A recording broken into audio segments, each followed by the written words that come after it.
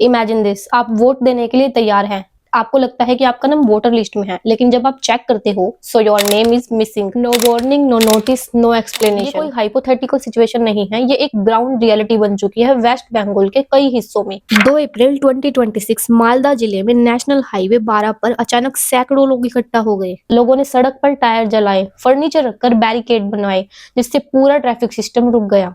Situation इतनी tense हो गई कि लॉ एंड ऑर्डर पूरी तरह ब्रेक डाउन होने लगा। रिपोर्ट्स के अनुसार भीड़ ने 7 जुडिशियल ऑफिसर्स को घेरा। जब पुलिस मौके पर पहुंची तो क्राउड ने उन पर पत्थर फेंके। ये सिर्फ प्रोटेस्ट नहीं था, ये फ्रस्ट्रेशन और एक्सप्लोजन था। लेकिन सबसे इम्पोर्टेंट सवाल कि ये लोग कौन थे? क्या ये क्रिमिनल्स थे? इसका जवाब है नहीं। ये सब आम लोग थे, teachers, farmers, small shopkeepers, daily veg workers, जिनका कोई क्रिमिनल बैकग्राउंड तक नहीं था। तो ये इतने एग्रेसिव क्यों हो गए? आंसर है वोटर लिस्ट, क्योंकि इन लोगों के नाम वोटर लिस्ट से हटा दिए गए थे और यही इशू अब एक बड़े क्राइसिस में बदल चुका है। आज वेस्ट बंगाल के कई शहरों में प्रोटेस्ट हो रहे हैं, लोग सड़कों पर उतर रहे हैं और सिस्टम के खिलाफ आवाज उठा रहे हैं। लेकिन ये सब कुछ शुरू कैसे हुआ? So let's understand the root cause. नवंबर 2025 में एक प्रोसेस शुरू किया गया जिसे कहा गया है SIR, स्पेशल रिवीजन। इसका उद्देश्य था वोटर लिस्ट को अपडेट करना, डुप्लीकेट नेम्स हटाना और डेटा को क्लीन बनाना। ऑन पेपर ये सब कुछ सही लगता है, लेकिन ग्राउंड रियलिटी कुछ और ही कहानी बता रही है। 28 फरवरी 2026 को फाइनल वोटर लिस्ट पब्लिश की गई और यहीं से कंट्रोवर्सी शुरू हुई।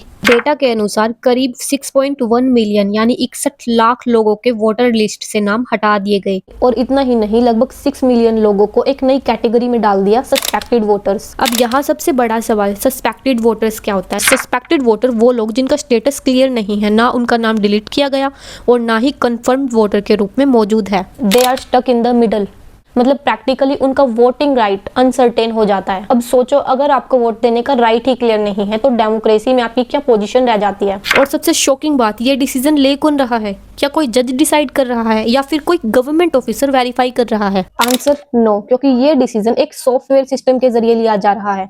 यस, सॉफ्टवेयर, एक ऐसा सॉफ्टवेयर जिसे रिपोर्टेडली प्रॉपर्ली टेस्ट भी नहीं किया गया। अब उसकी एक्यूरेसी को लेकर सवाल उठ रहे हैं। अब आते हैं सबसे क्रिटिकल पार्ट पर। क्राइटेरिया क्या था किसी को सस्पेक्टेड वोटर बनाने का? रिपोर्ट्स के अकॉर्डिंग कई केसेस में अगर आपके नाम की स्पेलिंग का छोटा हिस्सा मिसमैच हो जाए, जैसे ओ की जगह यू या फिर सरनेम में